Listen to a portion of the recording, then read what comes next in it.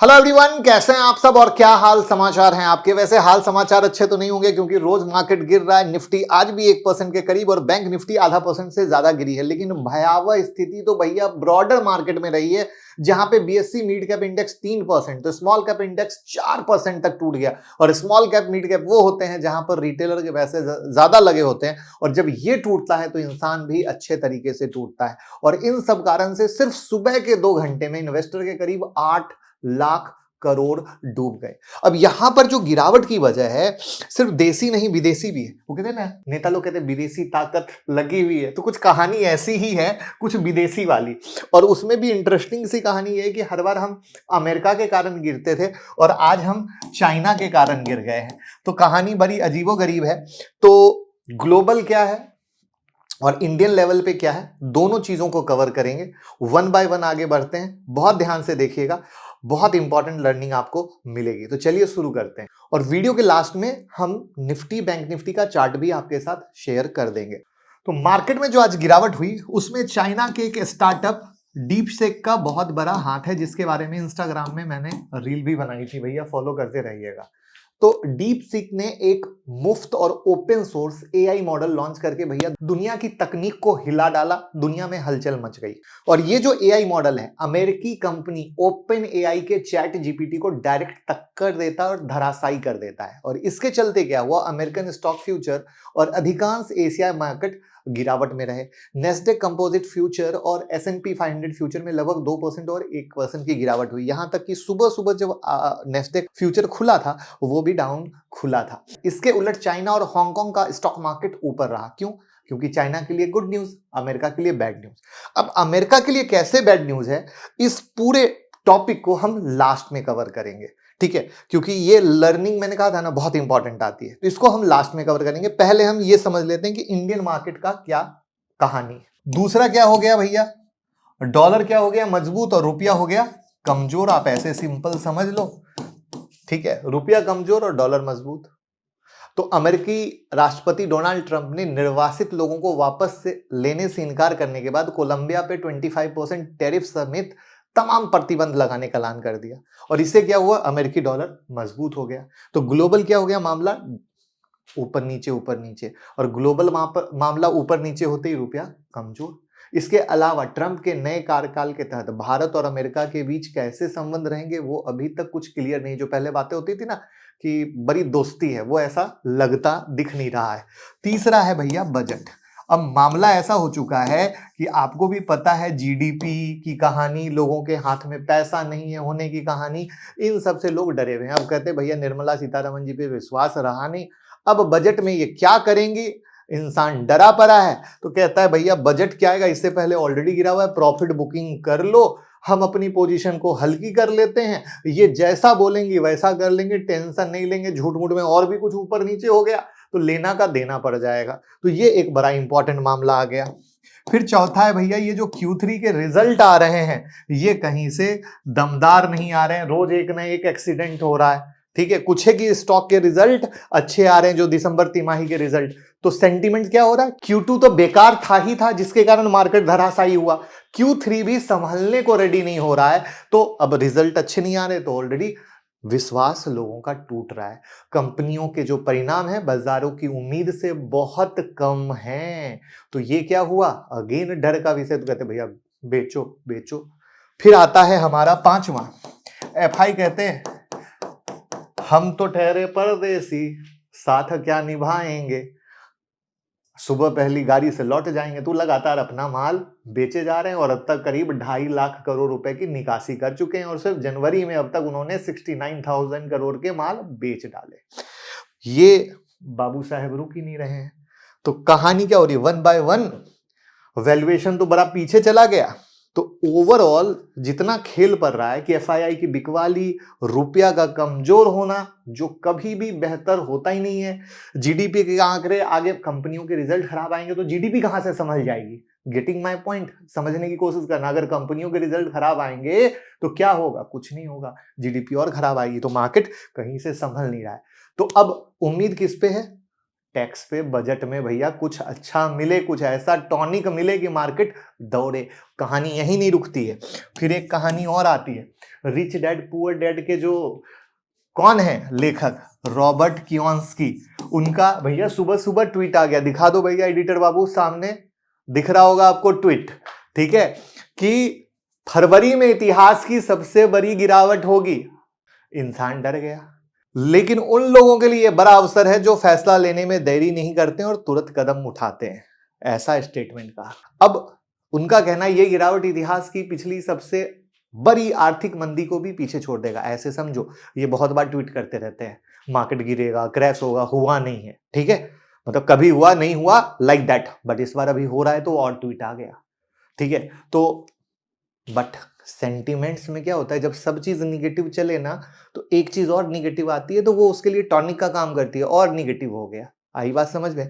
वहां पर ये बिटकॉइन के पूरे समर्थक बन गए। क्यों नहीं बनेंगे? ट्रम्प साहब भी तो बिटकॉइन के ही समर्थक हैं, एलन मस्क भी तो बिटकॉइन के ही समर्थक हैं। तो क्रिप्टो करेंसी में अलग आग लगी हुई है, राइट। अगर आप भी क्रिप्टो करेंसी करना चाहते हैं तो डेल्टा एक्सचेंज में अकाउंट को ओपन कर लीजिएगा, लिंक डिस्क्रिप्शन में। हम लोग लगातार फ्री सेशन यूट्यूब पे ही दे रहे हैं, आप उसकी वीडियो जरूर देख रहे होंगे, नहीं देख रहे हो तो देख लीजिएगा। तो क्या हुआ, एक और निगेटिव हो गया। तो ले दे के ये निगेटिव जो है ना, थमने का नाम नहीं ले रहा है, और उससे क्या हुआ, मार्केट पे पूरा असर पड़ रहा है, जिससे हमारा मार्केट गिरा। अब हम चलते हैं निफ्टी बैंक निफ्टी के चार्ट पर, और तब हम इसकी कहानी को थोड़ा सा डिटेल में समझने की कोशिश करेंगे, जिससे आईटी कंपनी पर अच्छा बुरा क्या असर पड़ेगा वो आपको समझ आएगा। तो सबसे पहले अगर आप निफ्टी का चार्ट देखोगे तो ये वो लो था जहां से तेजी हुई, फिर गिरा, ये दूसरा सपोर्ट, यानी एक मेजर मेक और ब्रेक पर क्लोज बेस पर निफ्टी आ चुकी है बहुत स्पष्टता के साथ। और बैंक निफ्टी पर अगर नजर डालें तो बैंक निफ्टी जो ये लो था, इस लो पे, यानी निफ्टी और बैंक निफ्टी जो मैं कहता हूं ना, दोनों एक साथ चले, अब दोनों एक साथ क्लोज बेस के इंपॉर्टेंट लेवल पर आ चुके हैं, टेक्निकल प्राइस एक्शन के लेवल पर। तो बहुत बड़ा गेम होने वाला है, और साथ में बजट भी सामने खड़ा है। और उससे पहले पता है एक और निगेटिव है जो मैं कवर करना रह गया, बता देता हूं। फेड की पॉलिसी इंटरेस्ट रेट को लेकर, जहां पर यह माना जा रहा है कि इस बार वो इंटरेस्ट रेट में चेंज नहीं करने वाले, तो ये भी इंपैक्ट कर रहा है। तो निफ्टी बैंक निफ्टी का ये लेवल है। अच्छा, आप लोग गिरावट में अगर परेशान हैं, परेशान मत होइएगा। हमारी यूट्यूब मेंबरशिप में एक वीडियो लाइव हो चुकी है कि भैया गिरावट में कैसे इन्वेस्टमेंट करना चाहिए, ये वीडियो जरूर देख लीजिएगा, it will help you a lot. यहाँ से ज्वाइन बटन कीजिए, 799 रुपये महीना, हर हफ्ते एक वीडियो आती है, ये सारी मेंबरशिप की वीडियो, बहुत बेहतरीन क्वालिटी वीडियो और प्लस मार्केट अपडेट। ज्वाइन कीजिए एक बार, आपको क्वालिटी चीज मिलेगी। अब इस डीप सीक को समझने की कोशिश करते हैं कि डीप सीक है क्या, और इसको समझने के लिए सबसे पहले समझना पड़ेगा कि अमेरिका एआई वर्ल्ड में हमेशा से लीडर रहा है। Open AI, Anthropic, Google, Meta जैसे बड़े प्लेयर यूएसए के बेस पर हैं, और इन कंपनीज ने बिलियन डॉलर इन्वेस्टमेंट के साथ एआई मॉडल बनाए हैं जो दुनिया भर में फेमस है। लेकिन जनवरी 2025 में चाइना के एआई लैब डीपसेक ने अपना मॉडल डीपसेक V3 लॉन्च किया, पूरा इकोसिस्टम हिला डाला। इस मॉडल को बनाने में पता है सिर्फ $5.6 मिलियन खर्च हुए हैं, जबकि ओपन एआई का जीपीटी चैट ट्रेन करने में कितना खर्चा हुआ है, $100 मिलियन, यानी बहुत ही मामूली भाव में रेडी हो गया। और ये दिखाता है कि इनोवेशन सिर्फ पैसे से नहीं होती, बल्कि विजन से होती है, सोच से होती है, और विचार से होती है। अब एक सवाल ये है कि कैसे डीपसेक V3 एक गेम चेंजर बन सकता है और इम्पैक्ट आ सकता है, राइट। आपको पता है यूएसए के एक्सपोर्ट कंट्रोल ने चाइना को advance Nvidia H100 GPU access करने से रोका था, और इसके चलते डीपसेक ने ओल्डर जनरेशन जीपीयू जैसे कि H800 का यूज करके ये मॉडल बनाया। और अमेरिका ने क्यों रोका था? क्योंकि वो चाइना को आगे बढ़ने नहीं देना चाहता था, इस टेक्नोलॉजी में आने नहीं देना चाहता था। बट चाइना का दिमाग देखिए कि उसने कैसे भैया पुरानी टेक्नोलॉजी से नए को हिला डाला, और ये हिलते ही क्या हुआ, पूरा गेम बदल गया। चाइना के मार्केट में तेजी, और यूएस के जो टेक कंपनियां हैं उन पर खतरा आने लग गया, और उनके शेयर के भाव गिरने लग गए। और ये कैसे कैसे न्यूज बढ़ेगी, उससे आगे क्या इम्पैक्ट होगा, ये बहुत इंपॉर्टेंट होने वाला है, क्योंकि आज तो शुरुआत हुई है। अब आज रात में यूएस मार्केट कैसा रहता है, ये यूएस के आईटी स्टॉक कैसे परफॉर्म करते हैं, ये बहुत इंपॉर्टेंट होगा, क्योंकि न्यूज आने के बाद नेस्डेक 100 में गिरावट देखने को मिली थी, राइट। और यूएस का सीधा असर हमारे इंडियन मार्केट पे होता है, तो ये पूरा इकोसिस्टम काम करता है। तो चाइना से पहुंचा अमेरिका, अमेरिका से पहुंचा इंडिया। और यहां पर इंटरेस्टिंग बात यह है कि डीप सीक का ओपन सोर्स होना, यह एक स्टार कॉन्ट्रास्ट है ओपन एआई जैसे कंपनियों से, जो अपने एआई मॉडल को क्लोज सोर्स रखती है, राइट। ओपन सोर्स होने का मतलब है कि कोई भी डेवलपर इस मॉडल को एक्सेस करके उसे मॉडिफाई कर सकता है। इसका फायदा क्या होगा, Chinese AI global tech ecosystem का एक इंटीग्रल पार्ट बन जाएगा। लेकिन इसके साथ एक दूसरा एंगल भी है। डीप सेक का मॉडल चाइनीज स्टेट रेगुलेशन के अकॉर्डिंग डिजाइन किया गया है, जो सेंसरशिप और ऑथराइजेशन व्यू को प्रमोट कर सकता है। और ये वही कंसर्न है जो टिकटॉक के टाइम पर रेज किया गया था। इसलिए कुछ एक्सपर्ट क्वेश्चन कर रहे हैं कि क्या एआई को डेमोक्रेटिक और ओपन वैल्यू को रिफ्लेक्ट करना चाहिए, या फिर ऑटोट्रेनियन गवर्नमेंट का एक टूल बन जाना चाहिए। तो जैसे कहते हैं ना, हर अच्छी बात के साथ बुरी बात होती है, तो दोनों बात कॉम्बिनेशन, और वहां पे चाइना खड़ा हो जाए तो और डर बढ़ जाता है।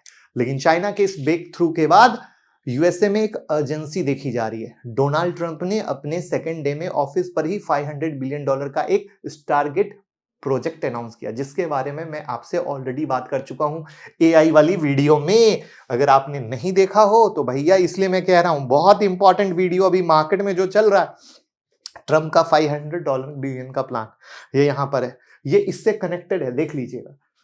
तो यूएस क्या चाहता है, एआई डोमिनेंस, क्योंकि एआई ही फ्यूचर है।